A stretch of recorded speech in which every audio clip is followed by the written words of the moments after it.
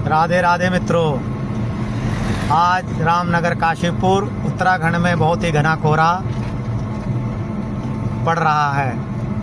मेरा सभी सफ़र करने वाले यात्रियों से अनुरोध है कि यात्रा सुगमता पूर्वक करने के लिए नियमों का पालन करें और अपने वाहनों की लाइटें इंडिकेटर जलाकर रखें, जिससे आने जाने वाले वाहनों को संकेत मिल सके और यात्रा आपकी भी और औरों की भी सुगमता पूर्वक पूर्ण हो सके। आप देख ही सकते हैं मित्रों, कोहरा कितना घना है।